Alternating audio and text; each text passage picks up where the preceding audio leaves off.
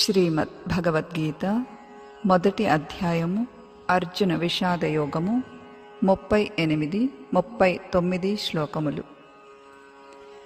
యద్యప్యేతేన పశ్యంతి లోభోపహత చేతసః కులక్షయకృతం దోషం మిత్రద్రోహే చ పాతకం